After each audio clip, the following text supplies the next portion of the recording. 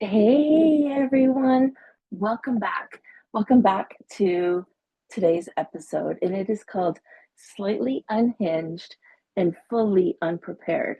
It's the podcast where we embrace the beautiful mess that is us. If you're catching us live on YouTube, if you're catching me on YouTube, you are just seeing me standing in my home office, something that inspires me with the knowledge that supports me as this is my bookshelf, which you've seen on my Zooms. And then this is where the work happens. And then in between, there's a lot of magic when it comes to painting and vision boards and taking the thoughts and put them into reality. So today I'm going to take a slightly different approach. My internet isn't working down here, so I am using my phone, which means if you're seeing the YouTube version, I'm actually just standing here in one of my favorite pairs of pants, my papaya pants. You've seen them before, and a green tank top. Now, I was fidgety and nervous about this top earlier today, but now that you can see the full visual, it's cute. Give me a comment in the comments if you like the outfit of the day today.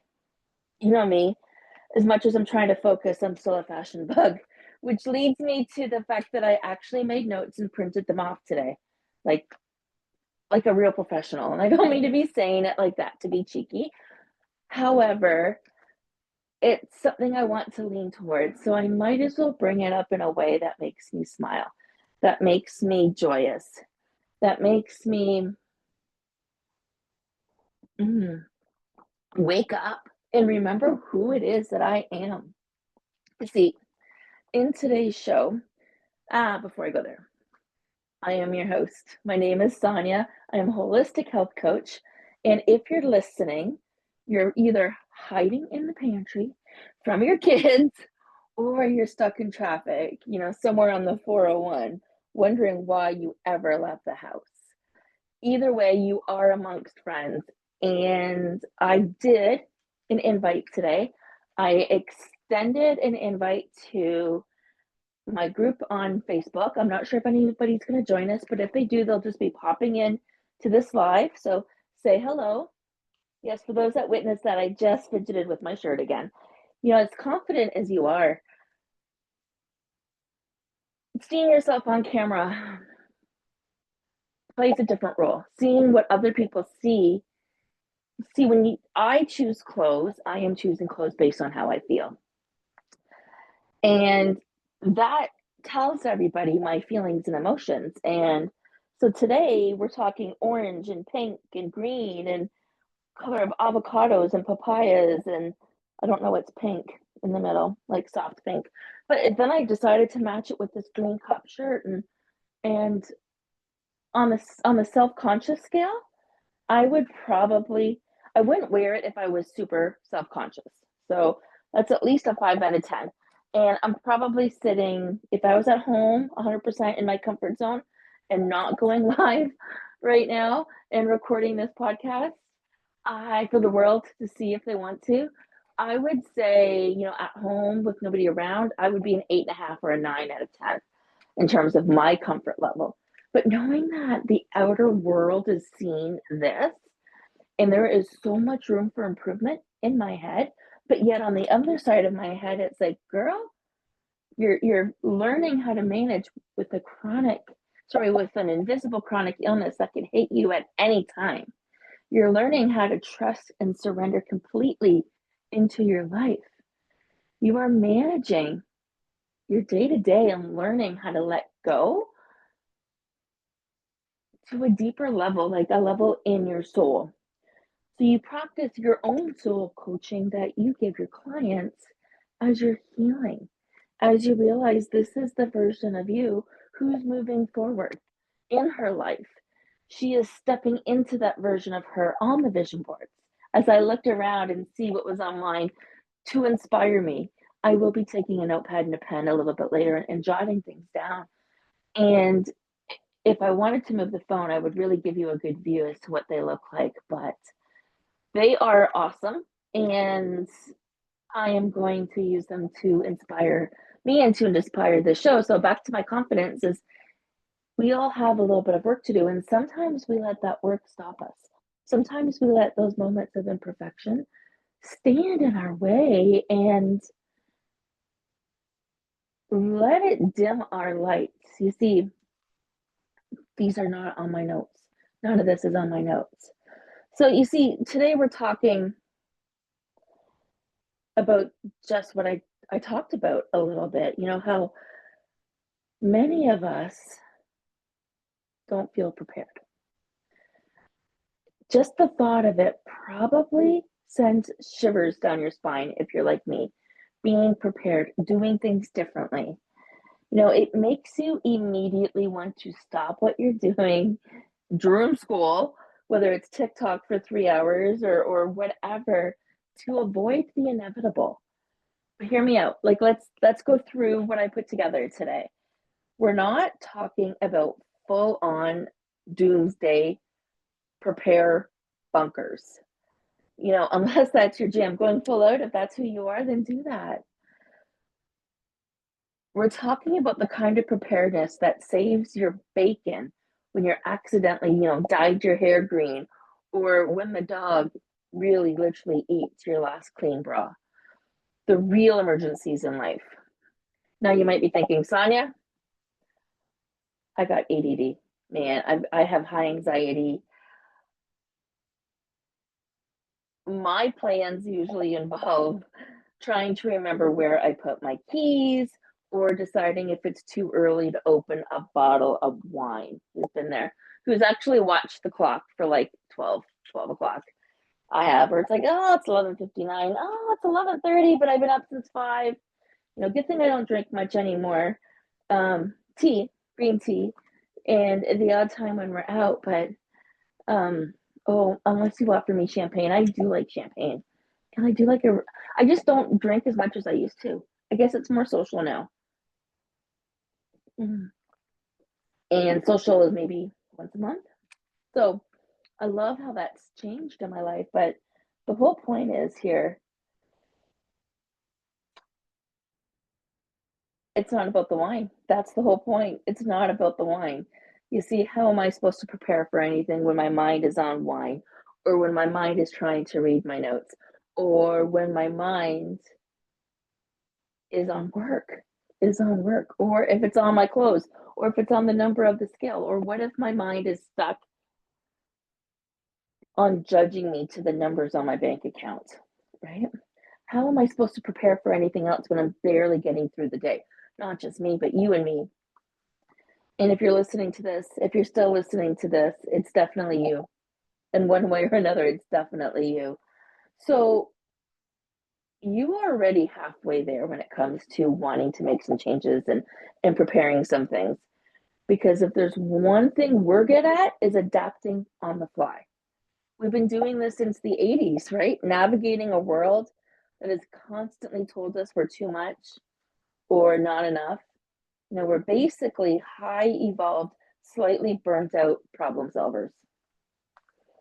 I'm going to say that again. We're basically highly evolved, slightly burnt out problem solvers. Let me get real for a second.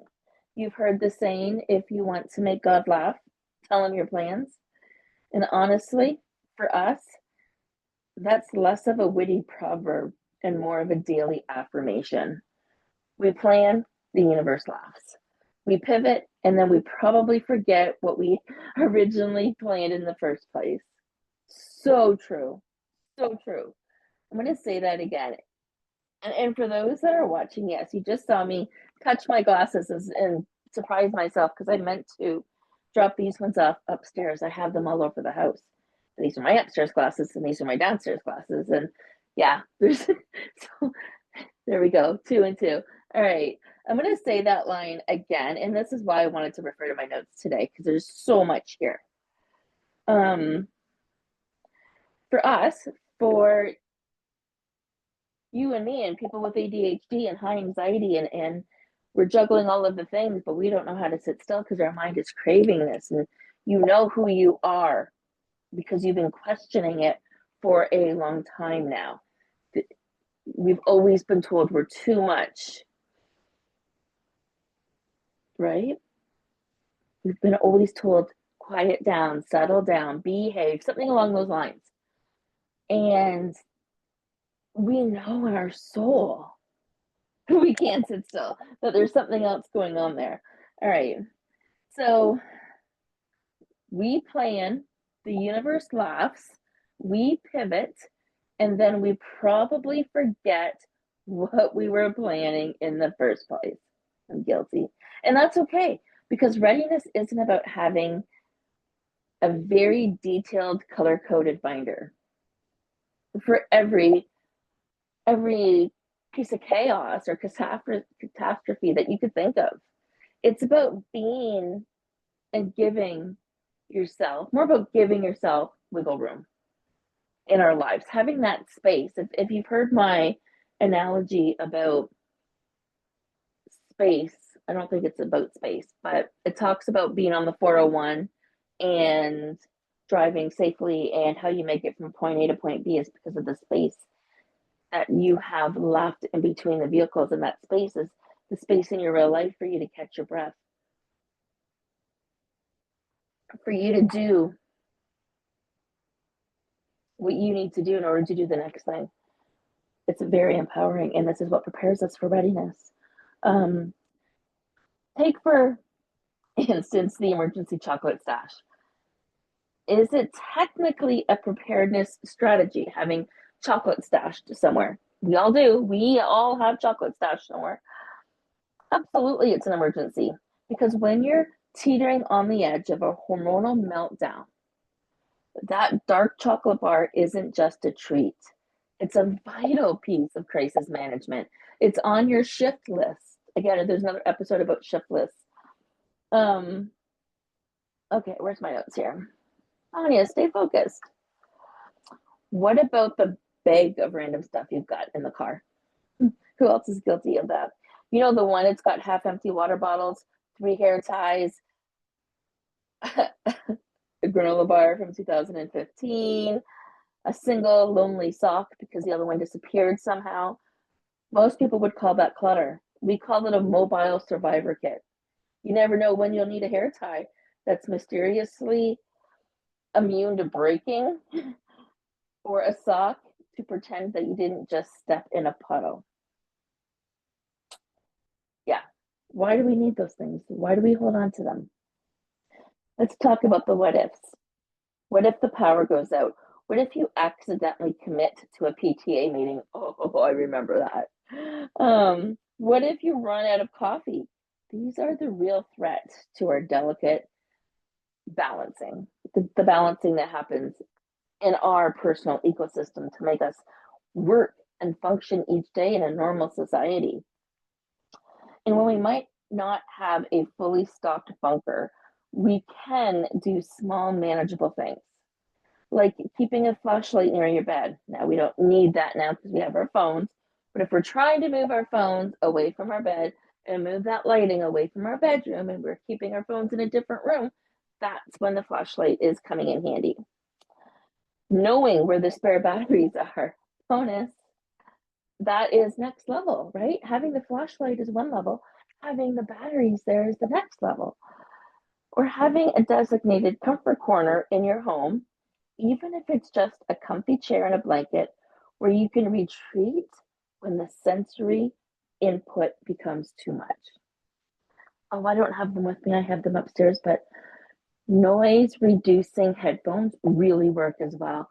I got a pair earlier this summer, and I've been starting to use them more and more.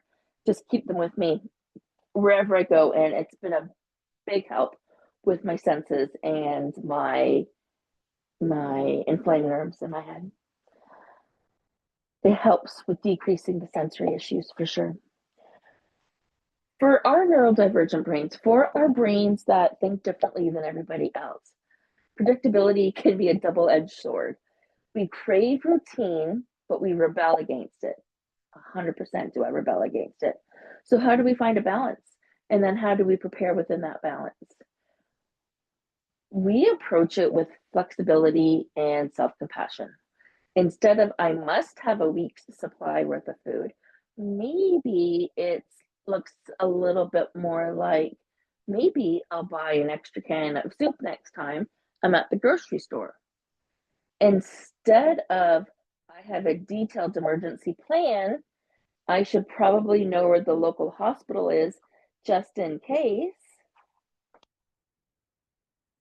Even if you think you already know this, even if it's already programmed in your GPS because you drove it 1,000 times, it might help you with another step in being prepared. And here's the kicker. Readiness isn't just about physical emergencies. It's about mental and emotional preparedness too. It's about knowing your triggers, understanding your needs, and having a few go-to strategies.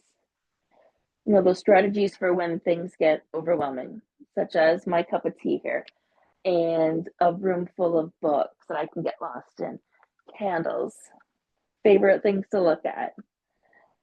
Maybe it's a favorite playlist, a comfortable show you can zone out to, or a trusted friend you can vent about. Maybe journal. For me, it's remembering that sometimes the best preparedness is simply giving yourself permission to not be prepared for anything, but to just be.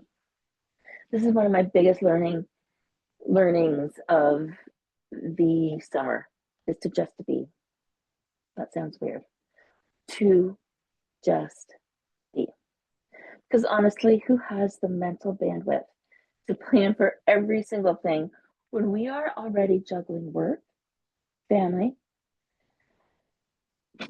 dread, the constant inner monologue about whether we remember to turn off the stove or the curling iron. We are by nature survivors. We've got this. We might stumble. We might forget. We might even accidentally wear 2 different shoes to the grocery store.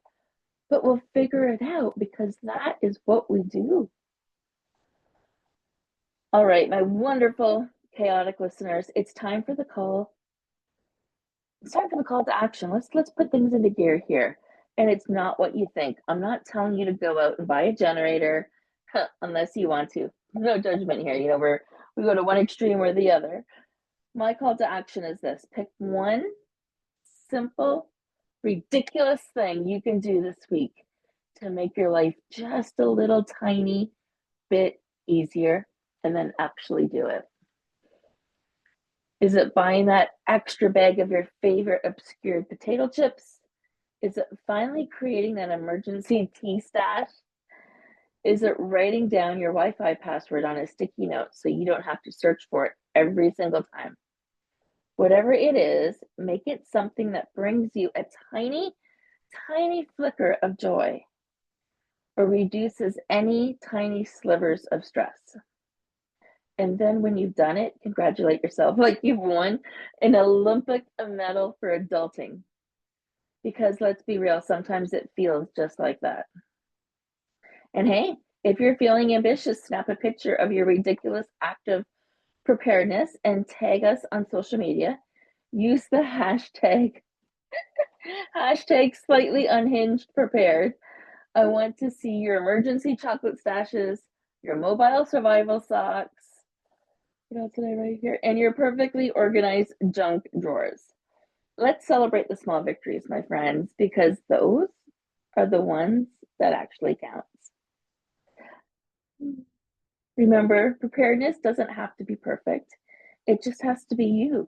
A little bit messy, a little bit unconventional, and absolutely wonderfully resilient. Friends, that's all today for episode Slightly Unhinged and Fully Unprepared. I hope you enjoyed the unconventional way of delivery. Thank you for tuning in wherever you are. And whether you're contemplating a trip to my neck of the woods or just trying to locate your phone under a pile of laundry. Until next time, my beautiful friends, stay wonderfully you. Oops, there we go. My vision board box just sitting there. Stay wonderfully you. And remember that a little bit of preparedness goes a long way, especially when you're making God laugh. Till next time.